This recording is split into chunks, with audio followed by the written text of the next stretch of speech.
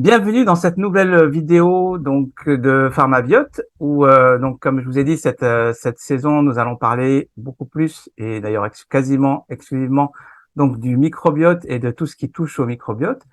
Donc aujourd'hui j'ai la chance d'avoir avec moi Jean-Claude Thomer ou Jessie que je vais appeler Jessie d'ailleurs qui est avec nous et qui est spécialisé dans la lactofermentation. Vous verrez, c'est hyper intéressant, non seulement parce que c'est une méthode ancestrale pour conserver les aliments qui s'est un petit peu perdue et qui reprend un petit peu ses lettres de noblesse aussi grâce à Jessie, parce qu'il fait régulièrement des ateliers qui vous permettent de découvrir un petit peu comment on peut faire des recettes savoureuses et les garder longtemps et les enrichir en probiotiques qui sont extrêmement bons pour la santé. Jessie, merci d'être avec moi. Bonjour. Un grand plaisir, bonjour. Merci beaucoup d'avoir accepté mon invitation. Alors, nous allons commencer par vous présenter un petit peu. Vous êtes naturopathe, conseiller en mycothérapie, en phytothérapie. Vous êtes spécialisé dans le rééquilibrage du microbiote et de l'alimentation vivante. Vous êtes aussi formateur à ce niveau. Vous organisez des ateliers de lactofermentation sur réservation. C'est très convivial. J'ai eu la chance d'assister au dernier et c'est vraiment super intéressant et très sympa. Vous avez aussi un site internet de e-commerce, de livres, de jarres de fermentation en grès artisanal, de poterie culinaire artisanale en terre cuite et de compléments alimentaires, spiruline, produits de la mycothérapie, etc. Vous animez une chaîne YouTube qui s'appelle Objectif Autonomie, qui a été ouverte en 2019 et il y a quand même plus de 6000 abonnés, soit beaucoup plus que les miens actuellement. Que pensez-vous de ce portrait? Écoutez, déjà on peut faire un truc, on peut se tutoyer. Oui, tout à fait, c'est ce que j'allais dire. Tout à fait. Pas de souci. Oui, le profil est bien dressé. Effectivement, je fais du conseil en mycothérapie, qui est une partie de la médecine traditionnelle chinoise, hein, en fait. Hein. Et je fais aussi de la phytothérapie chinoise et vietnamienne. À côté de ça, je fais aussi de l'argilothérapie. Et comme tu l'as dit, effectivement, mon angle d'attaque, c'est d'essayer de faire en sorte que les gens puissent prendre conscience qu'ils peuvent anticiper sur les problèmes de santé et se soigner en utilisant principalement l'alimentation et de reléguer au second plan les supplémentations alimentaires qui sont souvent chers et qui nous rendent un petit peu dépendants. Donc, mon angle, c'est de faire prendre conscience aux gens qu'avec l'alimentation, ils ont quelque chose en main qui peut vraiment favoriser leur santé et même le rétablissement de la santé quand c'est bien fait. D'accord. Merci, super. Alors, on va attaquer un sujet qu'on avait abordé ensemble lorsqu'on avait échangé lors de notre première conversation téléphonique. C'était, tu m'avais parlé des zones bleues. Et c'est vrai que sur le coup, j'avais pas bien percuté ce que ça voulait dire et je me suis renseigné. Et donc, du coup, maintenant que je sais bien ce que ça veut dire, j'aimerais bien que tu nous en parles. Alors, que sont les zones bleues, s'il te plaît? Alors, je Alors, précise que c'est vraiment en relation avec vous allez comprendre, mais c'est vraiment en relation avec notre sujet du jour. oui, effectivement, parce que les zones bleues, ce sont les 5 zones repérées dans le monde où euh, il y a un maximum de personnes qui vivent longtemps en bonne santé.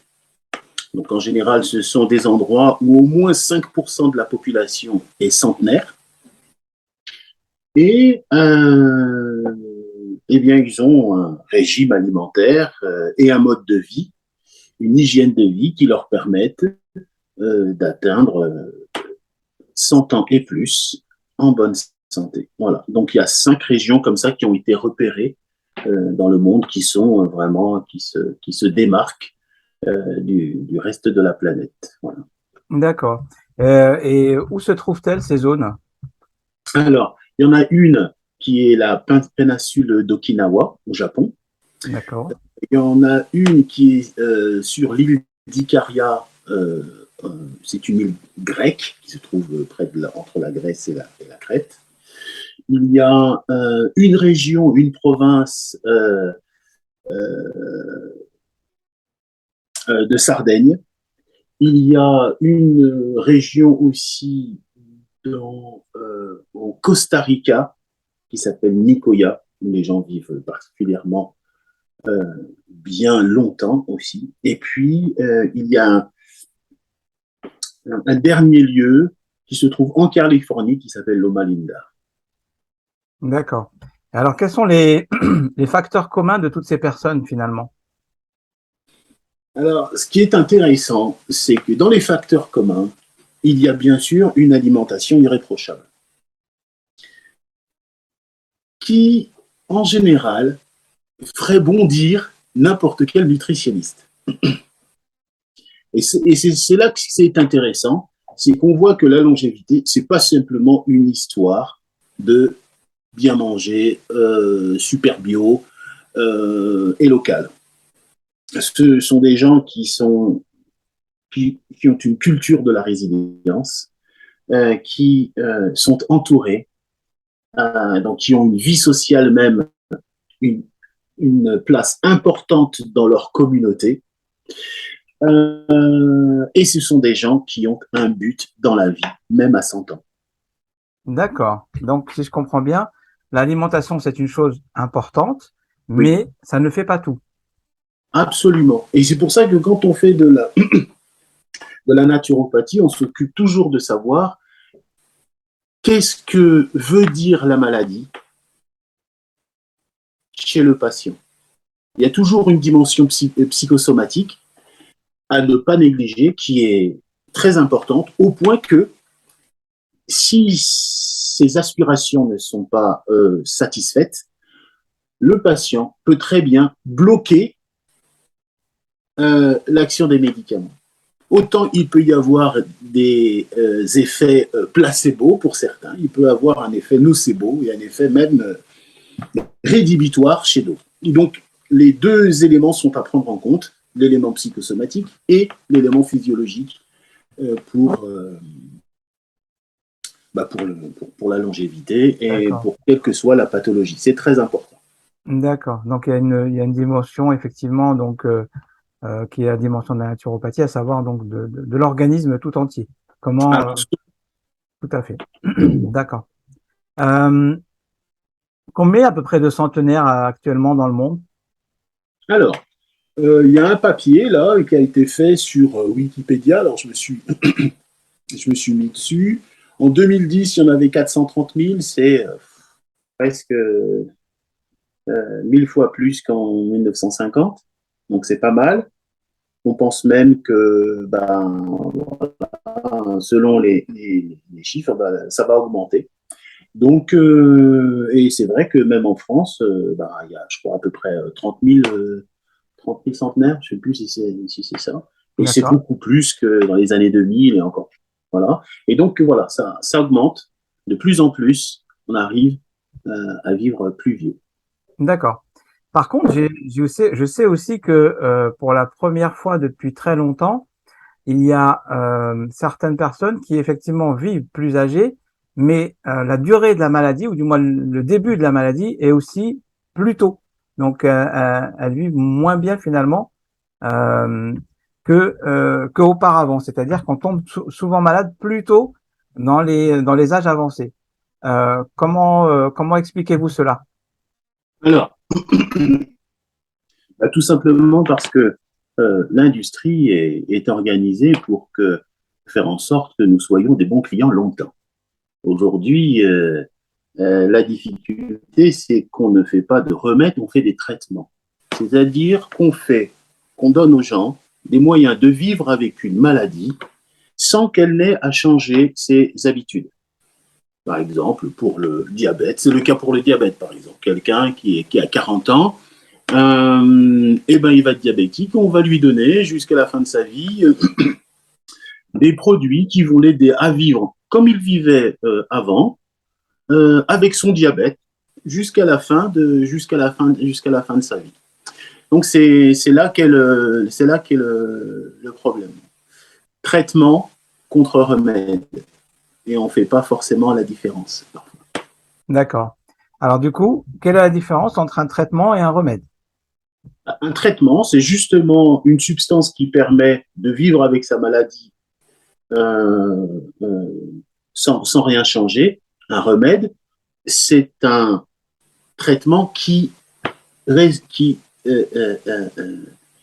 une solution à la maladie, c'est-à-dire qui enlève la maladie. D'accord. Et ça, je veux dire, dans la médecine traditionnelle chinoise, on voit des choses qui nous paraissent extraordinaires, mais qui pour eux sont sont pas du tout étonnantes parce que ils sont dans l'idée de traiter le malade de sorte que même son énergie vitale puisse lutter contre la maladie et la surmonter et s'en débarrasser. C'est pas du tout la même approche des difficultés. Alors que là, on vit vraiment dans un système où voilà, on va trouver des moyens à ce que la personne reste un client longtemps. D'accord. Ok. Du coup,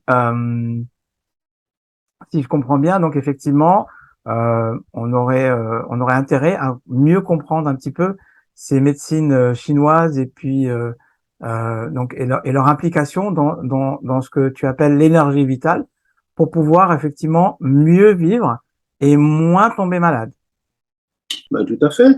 Oui, et D'accord? d'ailleurs, si on regarde un petit peu comment les anciens avant euh, géraient les maux du quotidien, hein, ils savaient utiliser les plantes qu'ils avaient à disposition, etc. Mais ils avaient aussi un mode de vie même si c'était un mode de vie, ça ne veut pas dire que la vie tout était rose, hein, c'est pas ça, hein, Mhm. mais un mode de vie beaucoup plus sain qu'aujourd'hui. Alors que nous, on a des moyens, effectivement, techniques, technologiques, qui nous avantagent d'un certain sens, mais qui, dans beaucoup de circonstances, eh bien, nous desservent. Et ça, c'est bien dommage. D'accord. Donc du coup, les enfants qui sont nés en 2022, jusqu'à quel âge vivront-ils? Ah ben, là, on leur annonce d'être centenaire et plus que centenaire. Mais on leur a pas dit dans quel état. D'accord, d'accord, très bien. Est-ce qu'on a, selon toi, percé le secret de la longévité? Alors, ce qu'on a percé, c'est qu'on n'atteindra jamais le secret. Parce qu'en fait, il y a plusieurs secrets, il est multiple. Et plus on avance et plus on se rend compte que voilà, on découvre des choses qui sont effectivement extraordinaires, qui sont quelque part des réponses, mais qui nous désarment encore plus. Par exemple, on sait que dans le processus de réplication cellulaire, qui est important, qui est indispensable à notre survie, hein, sinon on ne pourrait pas vivre, les chromosomes sont impliqués. Les chromosomes, ce sont ces espèces de X là, et puis au bout, il y a une petite terminaison un peu spéciale qu'on appelle les télomères. Les télomères, chaque fois qu'il y a une réplication, eh bien, ils font un petit peu comme le bâton d'encens, ils se réduisent. Maintenant, on a compris donc qu'ils étaient importants dans la réplication cellulaire et dans la longévité, puisque la réplication cellulaire, eh ben, elle se fait sur un certain nombre de cycles, et on ne sait pas pourquoi. On aimerait bien augmenter le nombre de cycles hein, pour vivre plus longtemps, on ne sait pas pourquoi. Et donc, voilà, on s'est rendu compte qu'il y a des réponses, ok, on voit ce qui se passe quand il y a un phénomène de vieillissement, de la même façon qu'on voit ce qui se passe quand il y a un phénomène de vieillissement par le fait de l'oxydation, du stress oxydatif. On a des réponses sur la façon dont on peut modifier, freiner ce stress oxydatif, euh, mais ça ne répond pas à toutes les questions et ça ne permet pas à tout à chacun d'atteindre une longévité qui est envieuse comme les centenaires. Donc on a des réponses, mais on n'a pas percé les secrets encore. D'accord. Donc, tu parles de stress oxydatif. Est-ce que tu peux nous expliquer un petit peu, s'il te plaît? Le stress oxydatif, il intervient au niveau des molécules.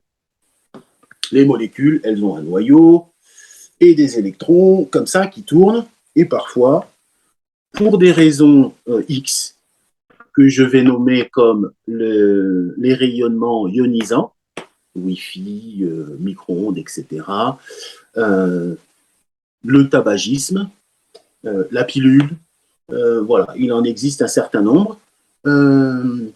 C'est sous l'effet de certaines agressions, et notamment des agressions, donc parle du stress oxydatif, donc l'agression des molécules d'oxygène, hein, donc des ions oxygène, qui vont être libérés. Une molécule va perdre un électron. Et t'imagines, à cette vitesse-là, l'électron, il va se balader.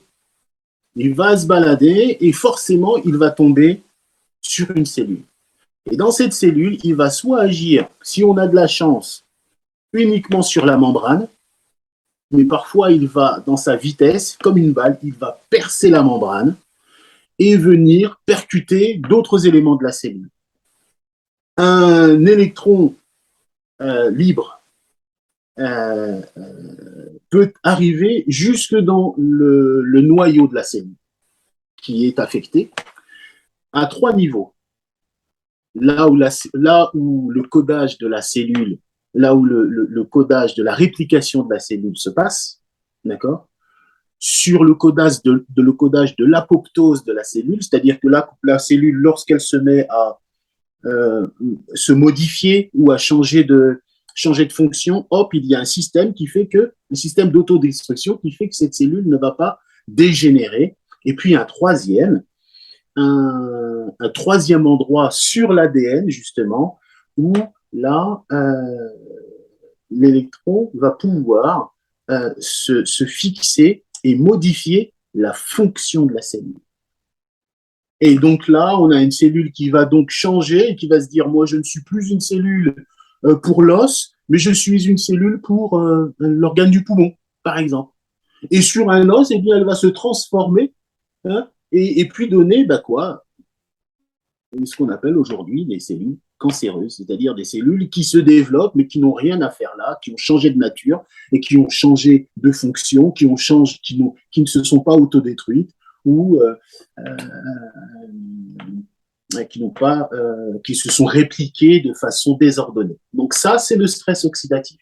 C'est ce qui se passe au niveau des cellules lorsqu'il y a perte d'électrons, lorsqu'il y a perturbation au niveau moléculaire. D'accord. Et alors, donc, du coup, comment prévenir ce stress oxydatif? Ah, alors ça, c'est très important. Et là, on va peut-être en revenir à la lactofermentation, mais aussi à l'alimentation en général. Lorsqu'il y a un stress oxydatif, alors il faut réparer très vite. Les moyens que l'organisme connaît, puisque le stress oxydatif, il faut dire que à l'échelle moléculaire, c'est un processus normal.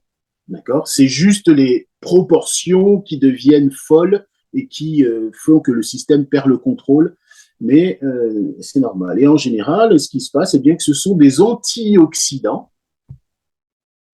Alors, il y a 2 types de stress. Il y a le stress oxydatif et nitrosatif, c'est-à-dire certains, c'est avec de l'oxygène, donc c'est avec du nitrogène. Et donc, les antioxydants vont venir réparer ça, mais de plusieurs façons. On connaît un antioxydant très renommé, qui est la vitamine C. Et alors, la vitamine C, elle agit de façon un peu spéciale, c'est qu'elle va donner des électrons. Donc, quand elle passe à côté d'une molécule qui a perdu un électron, elle lui en file un et la molécule retrouve elle arrête de vibrer. Voilà. Donc ça, c'est intéressant. Donc, il y a des phénomènes de réparation, et puis il y a des phénomènes d'enzymes. Il y a certaines enzymes qui sont très importantes pour le stress oxydatif. Par exemple, glutathion, superoxydase dismutase. Voilà. D'accord. Ok. Donc effectivement, ce sont ce sont quand même des compléments dont il faut parfois se préoccuper pour pouvoir effectivement, à moins qu'on puisse les avoir de façon naturelle, pour pouvoir effectivement avoir un stress oxydatif Est-ce qu'il y a moyen et on va finir avec le stress oxydatif, mais comme on a abordé le sujet, autant bien l'étudier. Est-ce qu'il y a un moyen de savoir si on est en stress oxydatif de façon importante, puisqu'encore une fois, ce sont comment dirais-je, donc des opérations qui se passent au niveau moléculaire. Donc nous, on n'a pas de rayon X, on voit pas ce qui se passe. Et comment on sait qu'on est en stress oxydatif ou pas? Alors, il y a des maladies qui sont purement révélatrices d'un stress oxydatif. Le SIBO, dont on a parlé tout à l'heure, en off, la maladie de Crohn, des maladies hépatiques, enfin, des maladies urogénitales, plein, vraiment, des maladies neurodégénératives. Donc, voilà. Et puis, il y a un moyen très simple, c'est qu'il y a des marqueurs du stress oxydatif, c'est-à-dire un rapport entre glutathion et SOD, superoxydase dismutase. Et lorsque, donc ça c'est dans une prise de sang, hein, on regarde combien il y a de glutathion, combien il y a de SOD, et lorsqu'on voit qu'il y a un déséquilibre de l'un par rapport à l'autre, alors on sait que le stress oxydatif est plus ou moins important. Donc il y a bel et bien un marqueur. C'est difficile pour nous naturopathes de demander à un médecin généraliste, de demander à un médecin généraliste qu'il prescrive à son patient cet examen, qui n'est pas plus difficile que celui pour la glycémie ou des choses comme ça. Hein. C'est vraiment très simple. Hein. Mais ça donne une idée claire du niveau de stress oxydatif. Et d'ailleurs, ce même marqueur a été utilisé par les gens qui ont analysé les zones bleues. Et ils se sont aperçus que ces personnes-là avaient un niveau de stress oxydatif qui était très proche de celui qui est la norme pour tout le monde, celle que le corps peut gérer et réparer. Donc, ça veut dire qu'ils ont un système, enfin, un mode de vie qui est relativement libéré d'un stress exagéré. Même si ce sont des gens qui parfois ont une vie dure, il faut l'avouer, mais leur façon de gérer le stress au quotidien est exemplaire. Et du coup, ça ne vient pas puiser dans leur énergie vitale. D'accord. Donc là, en fait, on est parti donc du stress oxydatif qui se passe au niveau moléculaire, au stress en général, qui est effectivement une composante dont il faut absolument, et je partage tout à fait avec toi, tenir compte pour pouvoir effectivement le moins possible agresser son organisme et que pour l'organisme, effectivement, puisse garder toutes ses fonctions en bon état, on va dire, au fil du mois et des années. Et donc ainsi pouvoir percer petit à petit le secret de la longévité, parce que la longévité toute seule, ça n'a aucun intérêt. Il faut avoir la longévité. Je pense que tu seras d'accord avec moi, en bonne santé. C'est ça qui est important. C'est ça. L'idée, c'est de vivre, effectivement, hein, s'il fallait vivre 100 ans, mais que notre quotidien, ce soit de passer d'hôpitaux en médecin, en laboratoire, c'est pas très intéressant. Mais les personnes qui vivent dans ces zones bleues ont vraiment une vie riche. On voit un monsieur à Nicoya, par exemple, qui fait la tournée de ses amis tous les jours à cheval. Il a plus de 100 ans. Hein. Voilà, des gens qui cultivent leur jardin tous les jours, ils ont une activité saine et ils se nourrissent de leur production à plus de 100 ans, mais ils habitent dans des endroits qui sont un peu reculés. Mais ils gèrent tellement bien ça que voilà. D'accord, très bien. Donc, Jessie, nous allons parler maintenant de la lactofermentation, qui est ta spécialité. Et j'aimerais savoir pourquoi tu as choisi cette technique donc de conservation des aliments, car on doit quand même avouer qu'aujourd'hui, le grand public ne l'utilise plus beaucoup, malheureusement. Et ça revient petit à petit, ça revient même assez en force. Et pourquoi toi, tu as choisi cette technique-là donc de conservation des aliments?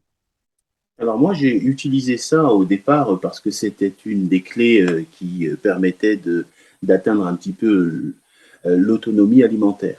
Et puis deuxièmement, j'en ai eu besoin quand j'ai été diagnostiqué pour une maladie qui s'appelle la rétinite pigmentaire, pour laquelle en France, on ne donnait que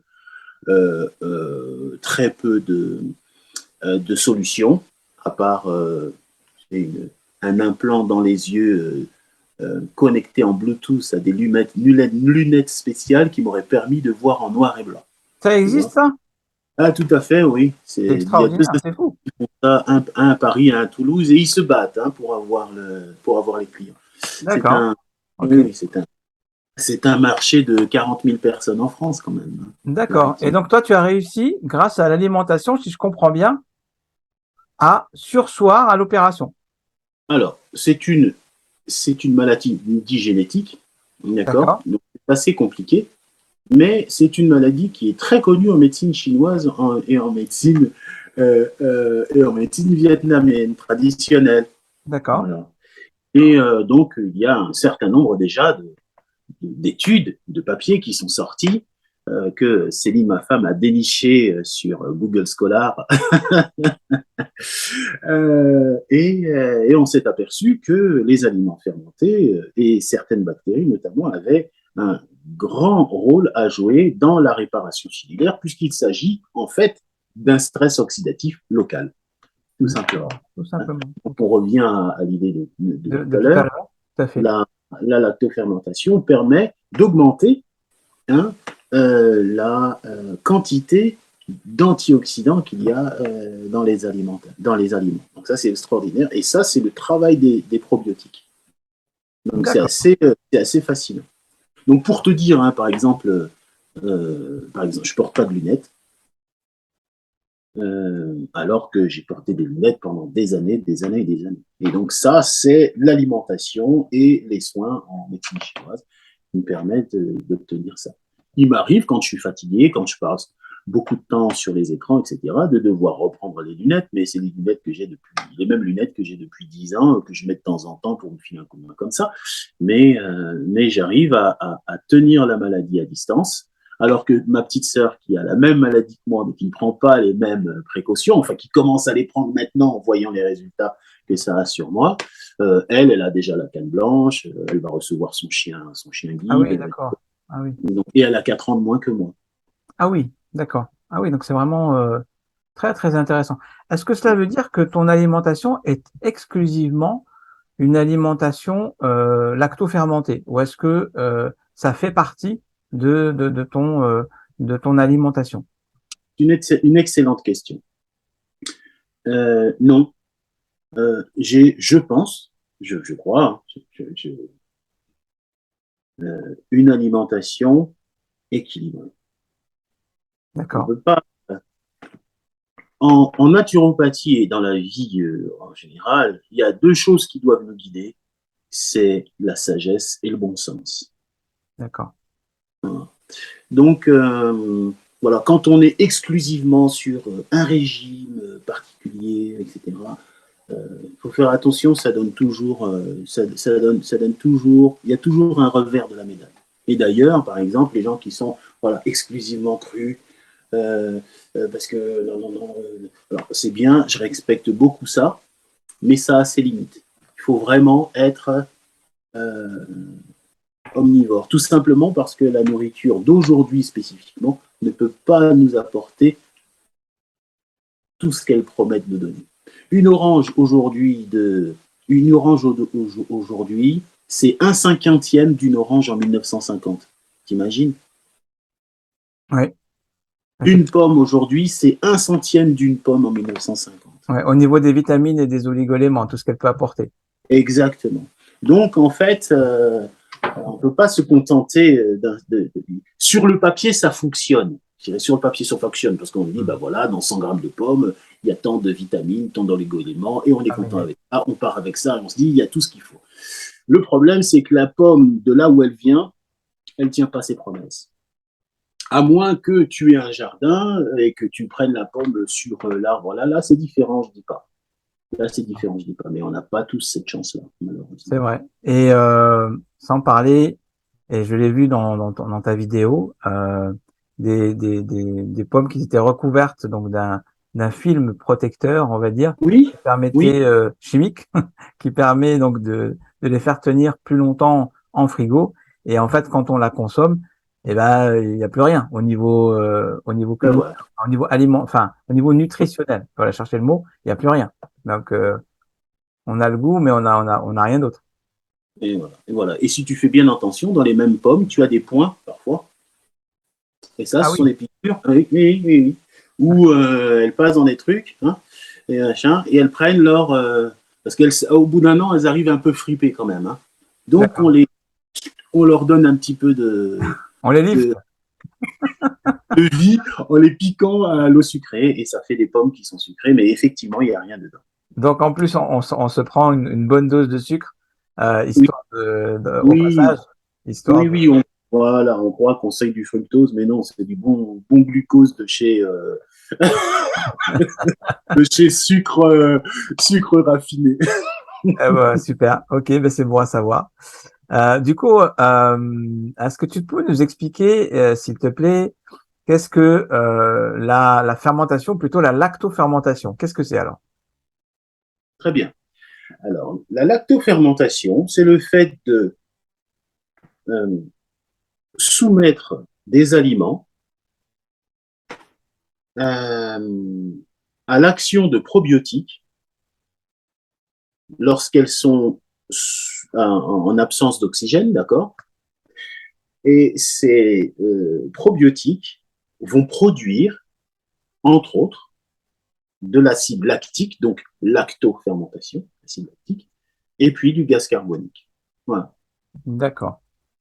Et on peut le faire avec tout type d'aliments ou Alors, je ne connais pas d'aliments avec lesquels on ne peut pas le Ah oui, d'accord. faire. Alors, ensuite, il y a certains aliments où on ne va pas pouvoir le faire seul, hein, où il va falloir se faire aider d'autres aliments, mais on peut vraiment fermenter toute chose. Et vraiment, par exemple, en Corée, qui sont vraiment les champions du monde pour moi dans mon idée hein, de la lactofermentation, qui ont poussé ça avec le kimchi notamment à un très très haut niveau, on peut vraiment fermenter tout, D'accord. viande, légumes, Ah, les viandes légumineuses. aussi. Les viandes aussi, on peut aussi. Absolument, absolument. Là, on vient de faire un atelier, par exemple, où je montre comment faire une recette. Alors, je ne sais pas si tu l'as vu parce elle est dans l'atelier. Ce sont des crevettes au citron vert. Si, si, je l'ai vu, ouais. Avec ma femme, Voilà. on était vraiment scotchés et c'était super intéressant. Et alors, pour l'anecdote, ma femme, mais pourquoi il fait ça? Mais pourquoi il fait comme Écoute d'abord, laisse-le faire et après on discutera. Parce qu'en fait, ce qu'il y a de bien quand tu as une personne qui a l'habitude de cuisiner, qu'elle elle te voit faire, ça remet en cause pas mal Oui. de ses croyances, de ses façons de faire et tout. Et donc, du coup, voilà, il y a toute une éducation ou rééducation à revoir. Enfin, ça veut pas dire, je mange très bien, hein. Ça veut pas dire, ah non, pas de chercher des histoires là où il y en a pas. Ah, Mais voilà, mais effectivement, ce qui est intéressant, c'est quand même mon regard, mais le regard un petit peu du novice qui est intéressé, oui. qui et puis il y a le regard de l'expert qui était là et qui disait mais pourquoi il fait comme Ah, ça, pourquoi? Et en fait, c'est là où ça devient très intéressant parce que elle posait des questions, du coup, elle voyait un peu comment tu faisais, etc. Et c'est super bien. On en a visionné deux. Et je veux visionner encore les autres parce que vraiment c'est intéressant. Donc en fait on peut tout faire monter quasiment. Donc c'est vraiment intéressant. oui. D'accord. Oui. Ce qui fait que, par exemple, quand tu as un jardin, ce qui sort du jardin, tu peux ne rien perdre par la fermentation. Et des fois, on utilise, tu vois, par exemple, certaines recettes que j'ai données, là, on les fait en aigre doux. Pourquoi? Parce que ça permet de rajouter parfois un sucre, que ce soit de la mélasse ou que ce soit du miel, euh, quelque chose de naturel, sucre de fruits, et qui lui va augmenter ou prolonger l'effet de la fermentation jusqu'à ce qu'on obtienne le résultat voulu. Ça Alors me fait. justement, là, il y a une question qui me vient à l'esprit. Quand tu parles de prolonger, du coup, quand on fermente un aliment, Oui. combien de temps peut-on le conserver pour le consommer? On ne connaît pas la limite. En fait, il n'y a personne qui a attendu 10 ans pour dire, moi j'ai attendu 10 ans, j'ai goûté mon pot et c'était incroyable. Mais on a Une trouvé, moyenne. Il y a quand même une moyenne. Euh, alors, de la même manière qu'il faut faire attention à ce qu'on dit quand on dit patient plutôt que client, de la même manière, bon, il y a des autorités sanitaires qui essayent de veiller à ça. Moi, tu vois, j'ai des pots ici qui ont 3 ans et je vais les manger cette année. Ça D'accord. Mais qu'est-ce qu'on peut me- conseiller on va dire aux consommateurs qui découvrent ça? Combien de temps et il peut garder enfin, au bout de combien de temps il doit consommer son pot? D'abord, il faut dire une chose, c'est qu'il faut que ce soit bien fait, selon les bonnes Oui, techniques. Jusque-là, on est bien oui, d'accord. voilà. Il y a toujours des méthodes Oh, d'hygiène, je veux dire, euh, basiques, quoi, hein, qu'il faut respecter, bien sûr. Et puis, il y a un moment, alors, ça dépend de ce qu'on fermente. d'accord. Je vais te donner un exemple. La spiruline Mhm. se fermente. La spiruline fermentée, c'est un médicament. Enfin, je veux dire, c'est un médicament, c'est un supplément alimentaire Oui, très connu en médecine chinoise. Pourquoi? Parce que on augmente la quantité de phycocyanine fois 2,5. Mais c'est une fermentation courte, sur 48 ou 72 heures. Après, d'accord. ça redescend. Et puis, tu as d'autres aliments. Alors, la phycocyanine, bien sûr, super antioxydant, etc. Très important pour la régulation de certaines bactéries probiotiques dans le microbiote. Il faut D'accord. savoir qu'on a dans le microbiote, on a certains bactéroïdetes, on a certaines quantités de firmicutes, etc., d'actinobactéries. Et tout ça, c'est dans un équilibre savant. Et ce sont les bactéries qui s'arrangent entre elles, hein, pour faire le travail. Jamais un microbiote est égal à un autre. Hein, c'est même par région, personne n'aura jamais le même microbiote, tout en ayant la même exacte alimentation. C'est une signature, comme le sang. Hein, notre sang est une signature très personnelle et unique. Notre microbiote est unique aussi. Et puis, il y a d'autres aliments qui vont demander plus de temps pour arriver à maturité et donner le maximum de leur potentiel. Par exemple, la papaye fermentée, qu'on utilise beaucoup. Alors là, je peux me permettre d'en parler parce qu'il y a eu tellement de, d'articles sur le sujet que voilà, c'est vraiment ouvert. Où là, on utilise ça même au Japon, dans les hôpitaux, dans des problèmes de pancréatite notamment, hépatite, problème, voilà, inflammation de la rate, des choses comme ça. Tu vois. Et là, pour la papaye fermentée, le moment le plus propice, c'est après 6 mois de fermentation. D'accord. Donc, tu vois, ça dépend vraiment, ça dépend vraiment des aliments. Et puis, ça dépend du but qu'on se fixe. Est-ce qu'on fait de la fermentation juste pour se débarrasser, par exemple, des toxines, des métaux lourds, ou est-ce qu'on le fait parce qu'on a une certaine problématique et on veut vraiment le principe actif dont on a besoin pour traiter une pathologie, par exemple. C'est différent. Ou simplement, si on veut utiliser la lactofermentation pour le plaisir de la fermentation. Et à ce moment-là, on va peut-être se permettre de l'utiliser à n'importe quel moment parce qu'on sait que, tiens, j'ai observé qu'au bout de 3 semaines, là, c'est bien. Voilà. D'accord. Alors là, tu as dit quelque chose qui est vraiment très intéressant. Tu as dit qu'on pouvait utiliser la lactofermentation pour enlever les métaux lourds des aliments, c'est ça? Des toxines? Oui, tout à fait. Bah, ça, c'est une des raisons pour lesquelles j'encouragerais toujours quelqu'un à lactofermenter les aliments. C'est que aujourd'hui, les aliments, et surtout dans les quartiers où les gens peuvent être pauvres ou n'ont pas accès à une nourriture qui soit saine et riche. Prendre par exemple son kilo de carottes, d'accord, et de le faire fermenter, et de lui faire une fermentation d'1 semaine. C'est pas grand-chose, mais au bout d'1 semaine, il n'y a plus de métaux lourds. D'accord. Les Ils bactéries. tombent, c'est ça? Ils tombent en Ah, dessous? non, en fait, Ils sont transformés. non, voilà, c'est ça. Les bactéries probiotiques sont des chélateurs, d'accord. Donc elles, leur rôle, c'est de dissoudre ce qui n'est pas de la nourriture. comment elles savent que ce n'est pas de la nourriture? On n'a pas encore percé tous les secrets. D'accord. Mais elles savent que les métaux lourds, c'est pas bon. Y compris le mercure, hein, y compris le mercure. Donc, elles vont s'en débarrasser. Comment? Eh bien, on va le dissoudre avec leurs petits moyens, leurs petites dents. Elles vont casser, couper la molécule problématique en plein de petits bouts qui vont faire qu'elles vont devenir totalement solubles.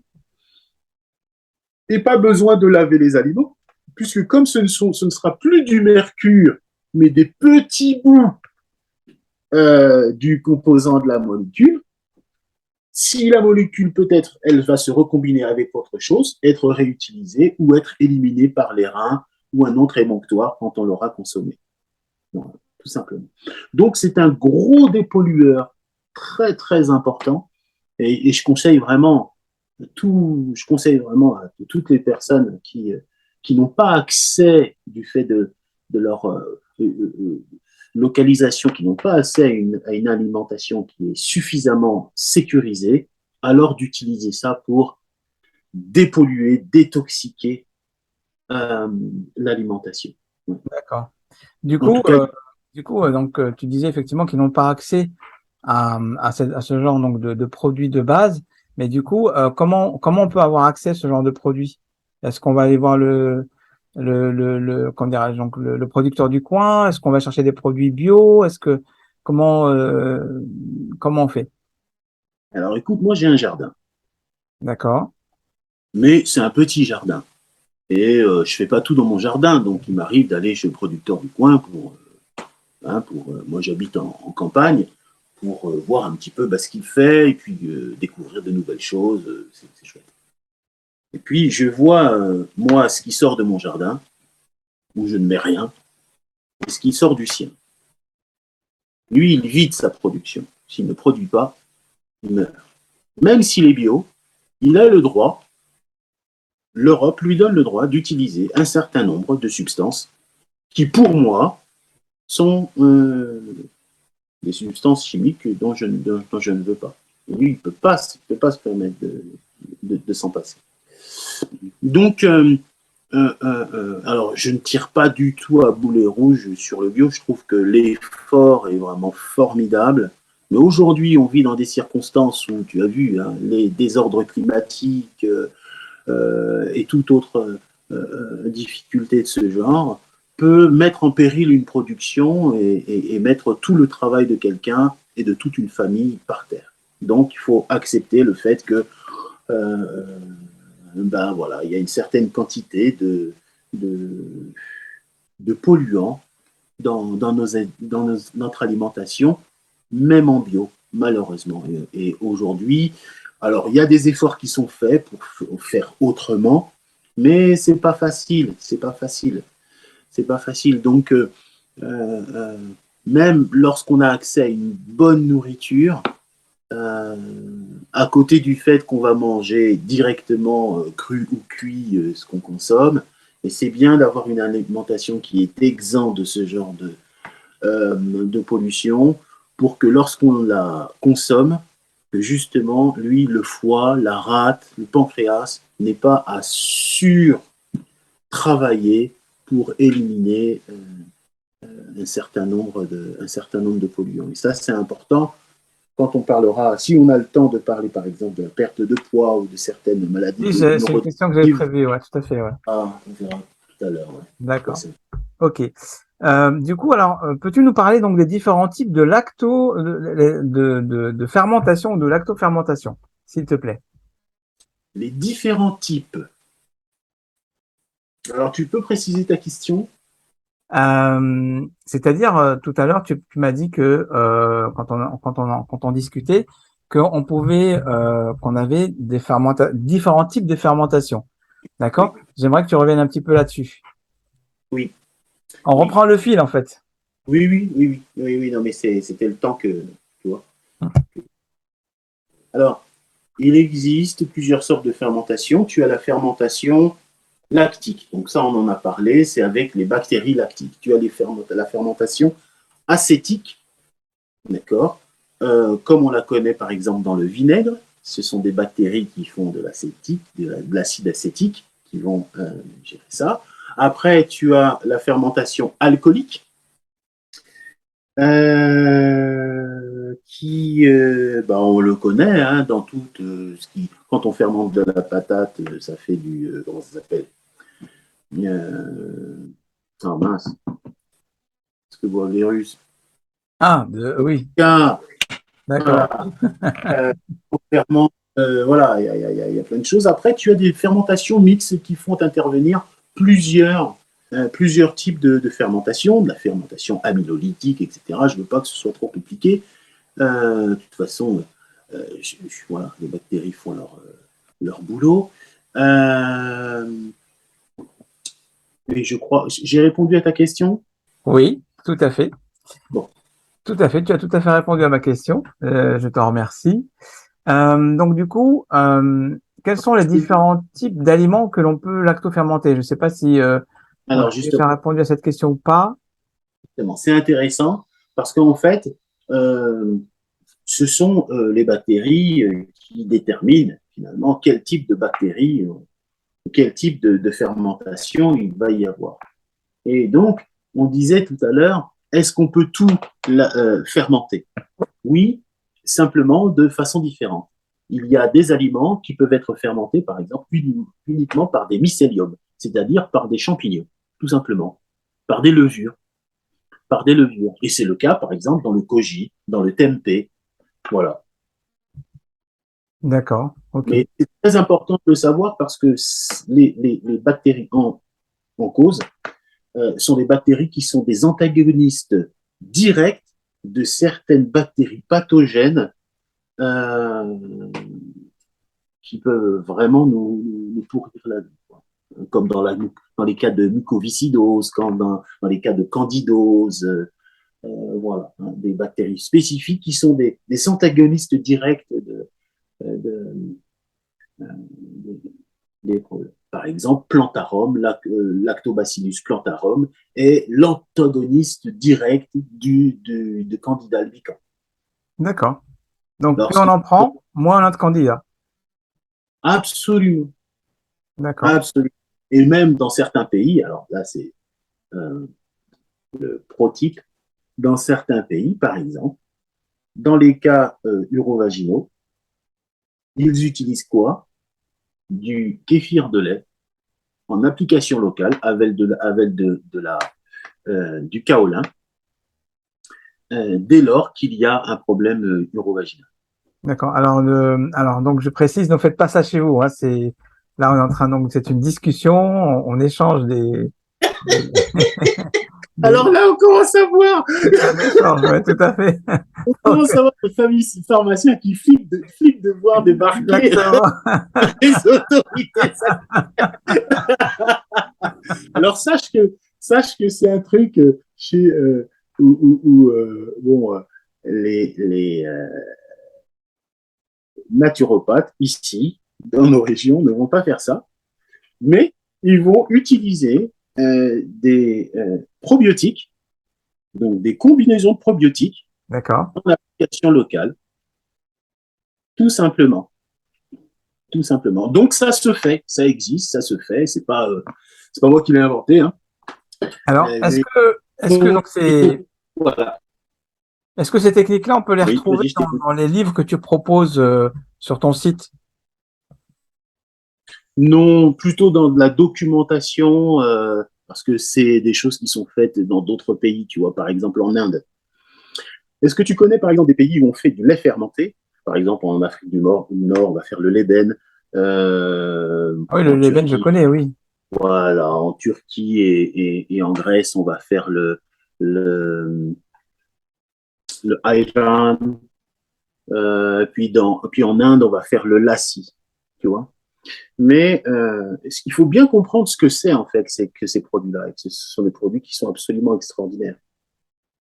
Parce que quand tu fais fermenter, alors oui, il y avait une chose, hein, c'est que dans le kéfir de lait, mais aussi dans le kéfir de fruits, mais beaucoup plus dans le kéfir de lait, on a une quantité phénoménale de probiotiques différents. Il faut savoir que quand on parle de microbiote, On ne parle pas de 5, 10, 20 souches différentes. Hein. Plus de 1000. Plus de 1000. Comment elles font leur équilibre entre elles? On a quelques bonnes idées, mais c'est elles qui savent plus que nous. Hein. Donc, il faut savoir comment les probiotiques se défendent face aux pathogènes. Elles ont plusieurs moyens de se défendre. Déjà, elles parlent entre elles. Donc, elles ont des moyens de communication. À tel point que, par exemple, lorsqu'un lactobacillus va tomber sur un pathogène, qu'est-ce qu'il fait? Il va lancer un signal. Le signal va faire deux choses. Il va faire que ça va ramener à la rescousse ses copines. Donc, elle va entourer le pathogène pour qu'il soit plus nombreux. Et puis, deuxièmement, le signal réveille un macrophage qui va venir sur l'appel de ces probiotiques, qui va venir s'attaquer directement, manger directement le pathogène. Et il y a autre chose, lorsqu'il n'y a pas de macrophage qui est dans le coin, alors elles ont une arme terrible qu'on appelle la bactériocine, et qui est un bactéricide qui va tout simplement s'attaquer aux pathogènes. De quelle façon? Les pathogènes ont une membrane lipidique. C'est de l'huile, d'accord? C'est du gras. Eh bien, ce bactériocide dissout le gras, la bactérie pathogène est morte. D'accord. Est-ce que tu peux nous expliquer ce que c'est qu'un macrophage, s'il te plaît? Macrophage, eh ben, un macrophage, c'est un, un globule blanc, D'accord. qui va venir s'attaquer directement à l'agent pathogène. Voilà, c'est leur travail. Donc, D'accord. il y en a plusieurs, hein, mais c'est leur travail de venir s'attaquer à ce qui pourrait devenir une maladie. Donc, ça peut être un virus, ça peut être une bactérie, ça peut être une levure. D'accord. Du coup, les aliments fermentés les plus connus, c'est quoi? Alors, chez nous, ce qu'on connaît le plus, c'est la choucroute. Du coup, la choucroute, on peut la conserver combien de temps? 10 ans?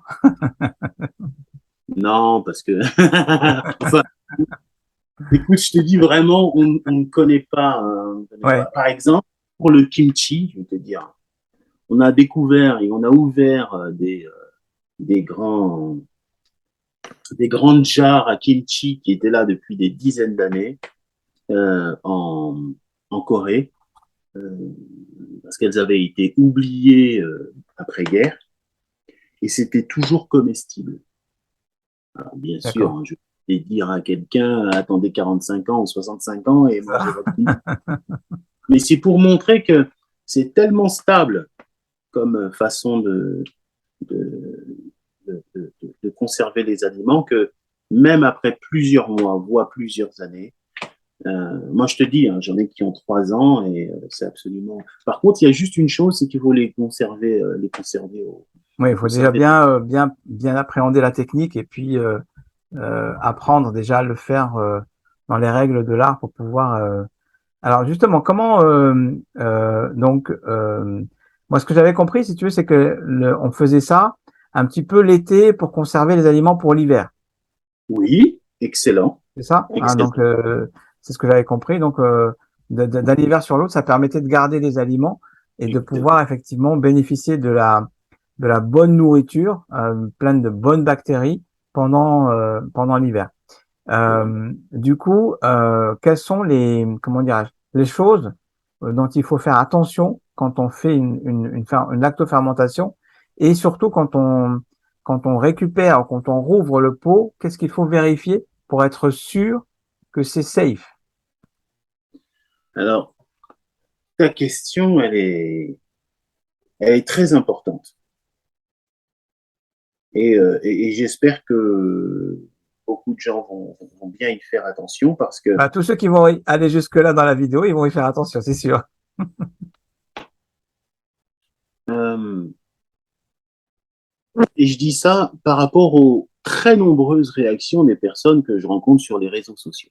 D'accord. Qui disent finalement, du moment que c'est fermenté ou lacto-fermenté, si s'il y a un peu de développement, tu vois, des levures qui se développent sur le ou des moisissures, que c'est pas grave, qu'on peut les manger. Alors, il faut faire vraiment très attention. Euh, les bactéries lactiques, elles sont ce qu'on appelle anaérobies strictes, c'est-à-dire qu'elles n'aiment pas l'oxygène et que s'il y a de l'oxygène, ça va donner l'avantage à des bactéries pathogènes. Donc déjà, ça, il faut y faire très attention. Donc le pot soit hermétiquement fermé. D'accord. Deuxièmement, ce qui permet aux probiotiques de bien faire leur travail en toute quiétude, c'est d'être dans un contexte où elles sont protégées des pathogènes potentiels qui sont là et qui sont eux aussi anaérobies strictes, c'est-à-dire qui aiment le même cadre de vie que les probiotiques. Par exemple, Candida albicans ou alors c'est très important la bactérie botulique, le germe botulique. Euh, comme Candida, le botulisme, lui, euh, il n'a pas de goût, pas d'odeur, pas de saveur.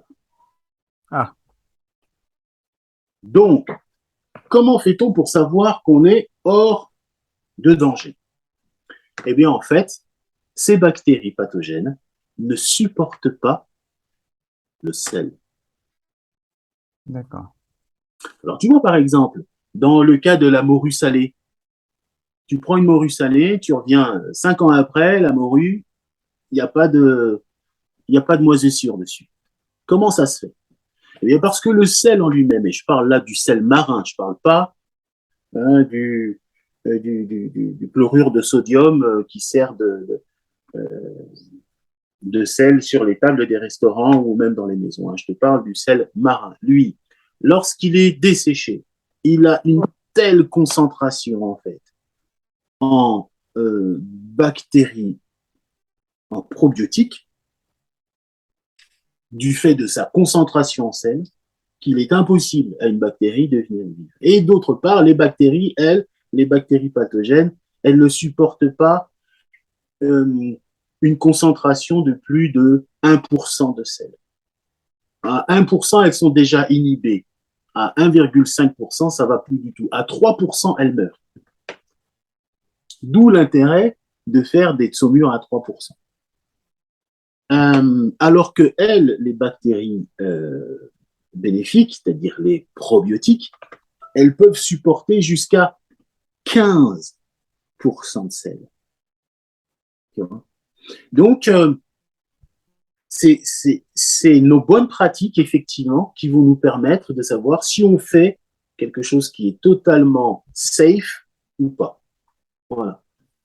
Et je dis ça et je le répète parce que beaucoup se disent ah non mais le sel donc hypertension bon, ça il y a une incompréhension parce que on confond chlorure de sodium et sel, ça n'a rien à voir quand on voit la composition, ça n'a rien à voir.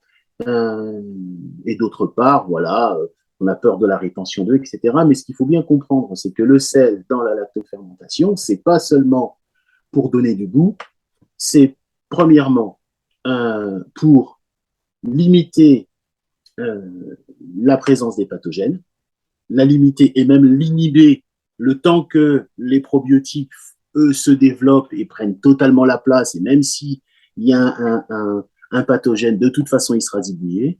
Et deuxièmement, quelque chose importante, les bactéries, elles sont comme nous, elles ont besoin de nutriments pour vivre. Si on ne met pas de sel, elles vont puiser dans les nutriments des aliments pour vivre.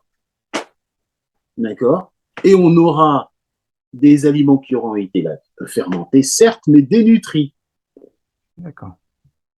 D'accord? Donc, jusqu'à ce que les bactéries, elles, disent, ben, on a fini tout notre boulot, on a fait tout notre nettoyage, on a produit tout ce qu'il fallait produire, alors on s'endort jusqu'à ce qu'on nous réveille, et elles se réveillent quand on ouvre le pot à l'arrivée de l'oxygène.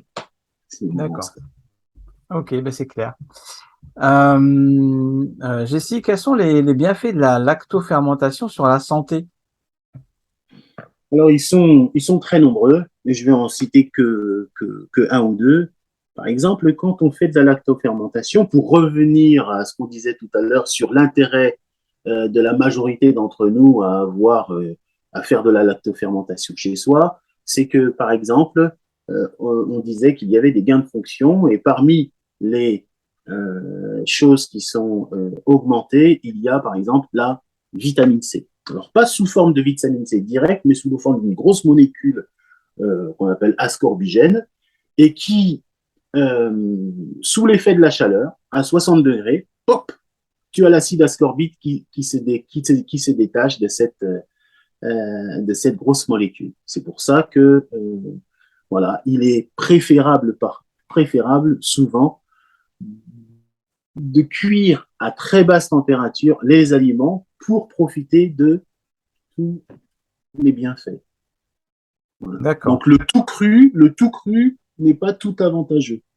D'accord. Ok. Et Super. d'autre part, lorsqu'on fait une cuisson comme ça permet aussi de baisser l'acidité au niveau gustatif. Et mais donc par exemple, donc ça c'est bien pour, exemple, pour booster. On a l'exemple, on a donné tout à l'heure l'exemple de la spiruline lorsqu'on a besoin de faire vraiment au niveau intestinal une régulation, c'est la phycocyanine qui devient un aliment fonctionnel. Les aliments fonctionnels sont ces fameux aliments qui jouent sur la régulation et la balance des familles de bactéries entre elles pour faire un microbiote qui est à l'équilibre. D'accord. Ok. Puis, Euh, et puis pour la santé, ben, c'est par exemple, pour le SIBO, c'est indispensable, pour la maladie de Crohn, etc., des maladies qui sont inflammatoires, c'est très important. d'accord. Donc, du coup, bah, c'était ma question suivante, c'est-à-dire les bienfaits de la lactofermentation sur le microbiote intestinal. Alors, il est primordial parce que ce qu'il faut savoir, c'est qu'une bactérie, lorsqu'on lutte dans une dysbiose, euh, c'est une course contre la montre. Les bactéries, bonnes ou mauvaises, se multiplient. Alors certaines vont se multiplier beaucoup plus vite que d'autres, mais en général, autour de 20 minutes, voilà, elles se sont répliquées. D'accord. Toutes les 20 minutes, ça se réplique. Certaines bactéries pathogènes ont un rythme plus rapide. Donc, tous les aliments ont des probiotiques endogènes, c'est-à-dire des probiotiques qui sont là. Voilà, on connaît par exemple pour la pour le chou, par exemple, hein, on sait que voilà, c'est l'aliment les crucifères, parmi les crucifères, qui contient le plus de bactéries probiotiques endogènes. Elles sont là, elles existent là, elles naissent là, elles vivent là. Le problème, c'est que ce rythme de réplication est très très rapide. Euh, et parfois par par une alimentation qui est non fermentée, c'est-à-dire qu'elle soit cuite ou crue, l'apport de bactéries n'est pas suffisant pour lutter contre les pathogènes. Et du coup, on va traîner pendant les plombs. Donc, quand on est dans un cas de maladie de Crohn, par exemple, je ne sais pas si tu as vu l'état d'un côlon qui a la Ouais. maladie de Crohn, mais c'est horrible, hein, on dirait un truc qui a été brûlé, pustulé, etc., complètement inflammé. Euh, Dans ces cas-là, il faut que les changements soient relativement rapides pour calmer l'inflammation, hein, pour calmer le feu. Et donc, on ne peut obtenir ça qu'avec de l'alimentation fermentée. Alors, il y a des choses qui aident, des aliments qu'on appelle les aliments fonctionnels, comme le curcuma, voilà, hein, qui vont aider, qui vont. Alors, comment ça marche? Alors, comme la phycocyanine, ça augmente la puissance de feu, donc, entre guillemets, hein, euh, des, euh, des probiotiques. Les probiotiques sont plus forts, ils ont plus de quoi se défendre et ils ont une plus large action quand ils sont associés avec du resveratrol, de la phycocyanine, qu'est-ce qu'on a dit tout à l'heure, de la curcumine. Curcumine, ouais. Voilà. Mais pour la curcumine, je précise, c'est curcumine et turmérine. Hein. C'est les deux en même temps. D'accord. Pour le curcuma, il y a plusieurs principes actifs. Donc, c'est intéressant du point de vue pharmaceutique de diviser les deux pour vendre l'un et l'autre. Mais, mais dans la nature, il faut bien se comprendre, dans la nature, c'est intéressant. Ils vont ensemble. D'accord. Et c'est pas pour rien. D'accord. Très bien. Donc effectivement, donc si je comprends bien, il y a beaucoup on va dire donc de maladies, donc un petit peu de l'intestin, etc., qui peuvent être améliorées et vraiment soutenues par la prise donc d'aliments lacto-fermentés. J'aimerais maintenant te demander, pardon, est-ce que c'est vrai que tu as pas de frigo et pas de congélateur? Ah, j'ai un congélateur depuis un mois. Oui, parce D'accord. que oui, j'en ai un Au depuis un moment où je mois. l'ai vu, alors tu les avais pas. Voilà. Mais effectivement, j'ai pas de frigo et le congèle dès que les grands chaleurs vont être finies, là, dans 15 jours, on l'éteint pour le reste de l'année. Donc, D'accord. Donc comment tu fais alors pour conserver tes aliments? Parce que nous autres humains, on est à ben, l'habitude du frigo. lacto, hein, la lacto, hein, tu sais que quand une lacto, alors faut bien comprendre un truc, quand une lacto-fermentation, elle est ce qu'on appelle stabilisée. C'est-à-dire que les bactéries lactiques, les bactéries qui sont à l'intérieur, ont fait tout leur cycle d'action jusqu'à arriver à un moment où elles se disent, moi j'ai terminé mon boulot, je m'endors jusqu'à ce qu'on me réveille. D'accord? Quand tu es arrivé à ce stade-là, eh ben, ton pot, tu peux l'ouvrir 100 fois et le refermer 100 fois, il ne se passe rien du tout. Je vais te donner un D'accord. exemple. Ok. Tiens, je vais te montrer quelque chose. Il est où l'ail fermenté, mon chien? Derrière toi, les portes du haut. Ouais, je vais chercher un peu. Donc, tu viens ici. Encore une découpe. Tu peux laisser tourner, hein. Tu peux laisser tourner. Là, tu vois, par exemple, je ne sais pas si tu vois bien. Alors Alors, là, je ne vois pas bien parce que ouais, enlever le flou derrière moi, ouais, je crois. ouais. Ah, je vais enfin voir chez toi. Ouais, c'était pas volontaire. Je sais. Juste oublier comment on enlève ça. Et là, Voilà. c'est bon, hein, tu l'as déjà enlevé, hein. Oui, mais j'ai un truc qui est devant mes Là, yeux. c'est bon, hein. Si tu me, là, il n'y a plus de floutage. D'accord. Donc, Alors, voilà. mets-le un peu Donc, plus à gauche. Mets-le un peu plus à gauche. Voilà, super. voilà. Donc, ça, par exemple, c'est du miel. Non, c'est de l'ail fermenté au miel. OK. Et ça, t'en prends qu'une petite cuillère à chaque fois, hein, sinon ça aromatise trop. C'est D'accord. trop aromatisé. Et tu vois, c'est un pot de 75 centilitres. OK. Ça fait un bail que je l'ai ouvert. Hein. D'accord. OK. Et on en prend à chaque repas. Et voilà, quoi. Donc, il n'y a rien à faire pour Si conserver, je à part comprends bien, tu prends en fait différents, comment dirais-je? Tu prends différents aliments fermentés à chaque repas. Oui, alors je vais prendre du fermenté et du non fermenté, mais dans les repas, je vais mettre Et, de non fermenté, par exemple, je vais mettre de l'ail fermenté, je vais prendre une sauce fermentée, je vais prendre plein de trucs, quoi. Je vais d'accord. prendre, un bout de viande, un bout de poisson fermenté, euh, des fruits de mer ou que sais-je. Et Je vais donc, faire du coup, pour les fruits de mer, tu les achètes où? chez le poissonnier. D'accord. OK. Chez le poissonnier en grande surface, hein, je veux dire. Et là, je lui dis, bah voilà, je voudrais un peu de poulpe, je voudrais des crevettes crues, je voudrais D'accord. Et le matin au petit déjeuner, alors tu manges quoi? Ah, c'est une bonne question. Alors, je mange du kéfir. Alors, soit du kéfir de fruits ou du kéfir de lait, mais je préfère le kéfir de lait. Bon, des fois, on a du mal à en avoir parce que ici, c'est un fermier qui nous amène le lait. C'est le fermier qui habite juste au-dessus, là. Mais comme on est plusieurs à lui demander du lait et qu'il n'a pas beaucoup de vaches,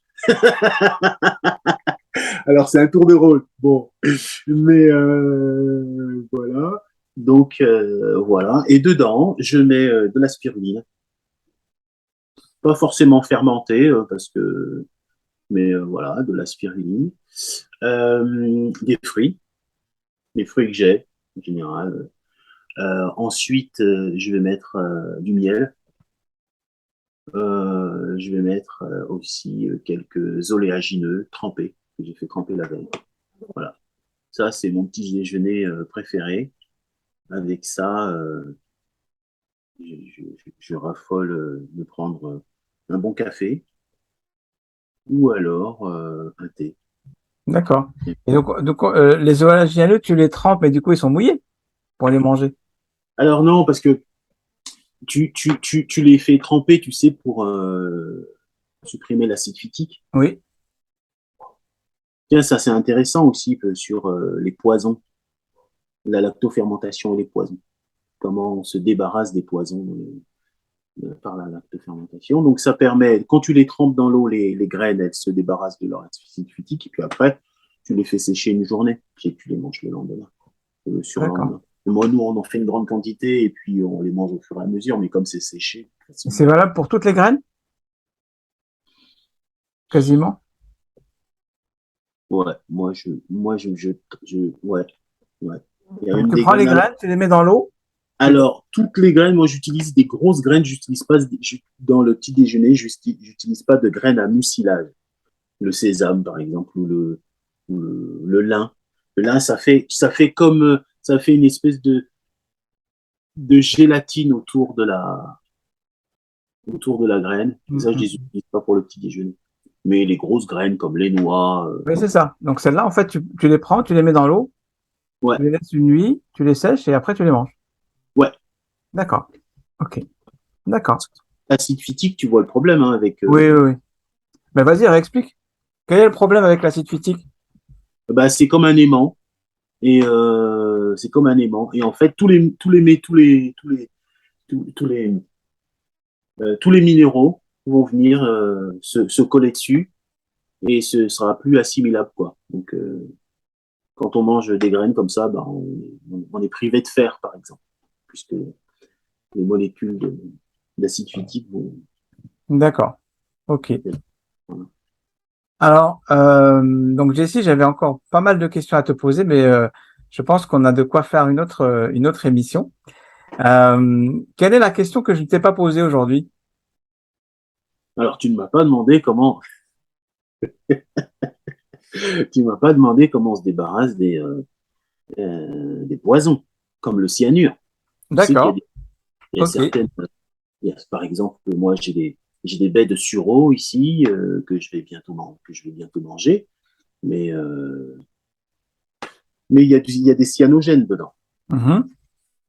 Donc, bah, la lactofermentation permet de se débarrasser du cyanure qui pourrait nous bousiller la santé à cause de ça.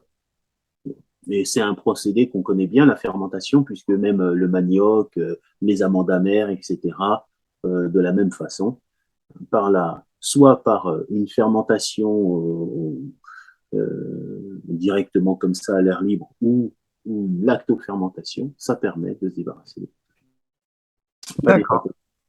pathologies, des poisons, des antinutriments. D'accord. Alors Jessie, où est-ce qu'on peut te retrouver sur les réseaux? Alors, moi, sur les réseaux, donc sur les réseaux, alors j'ai LinkedIn, on peut me retrouver sur LinkedIn, voilà, à Jean-Claude Tomer, voilà, où là, vous aurez mon nom, ça s'écrit Thomert, vous pourrez me retrouver là. Il y a un site, Sinon, je crois, non? Pardon? Tu as un site? Alors, j'ai un site qui s'appelle Vie Simple et Saine. Donc, C'est ça que je voulais que tu dises. Vie Simple et Saine en Ouais. un seul mot, D'accord. .com. Voilà, où là, ben, voilà, on pourrait rentrer en contact et puis regarder un petit peu ce qu'on fait. Et puis sinon, la chaîne YouTube, le groupe, la chaîne YouTube qui s'appelle Objectif Autonomie, le groupe Facebook qui s'appelle Lactofermentation, Microbiote et compagnie. Voilà. Donc ça, C'est toi aussi qui le gères? oui, D'accord. avec des co-administratrices. D'accord. Lactofermentation, microbiote et compagnie. Oui. Et bientôt, ça va s'appeler lactofermentation, microbiote et naturopathie. D'accord. Et vous êtes combien à le gérer? Alors, on est 5, dire D'accord. moi, quatre, quatre modératrices. D'accord. Très bien. Jessie, je n'ai plus qu'à te remercier infiniment pour avoir accepté mon invitation et pour avoir éclairé un petit peu notre lanterne sur la lactofermentation. Apparemment, d'après ce que j'entends, il y a encore beaucoup à dire et beaucoup à apprendre. Et on n'a même pas encore parlé des différents types donc de produits comme le kimchi, etc. Comment ils sont fabriqués et comment on les obtient. Mais ça, je pense, ça fera peut-être l'objet effectivement d'une prochaine rencontre et ça sera en tout cas avec plaisir. Je te laisse faire la conclusion. Bah, écoute, moi je te remercie beaucoup de m'avoir donné la parole. Donc comme tu as vu, j'aime parler. Et si on ne m'arrête pas, c'est compliqué. Et la prochaine fois, bah, si tu veux qu'on se refasse une émission, on essaiera de parler de quel lacto par rapport aux maladies. Une maladie dégénérative, quel lacto? Une maladie intestinale, quel lacto? Une maladie, par exemple, pulmonaire, rénale, quel lacto? Une maladie du cœur, quel lacto? Une maladie du pancréas, du foie, quel lacto? Comme ça, les gens auront une idée de ce qu'on peut faire avec la lactofermentation pour se défendre.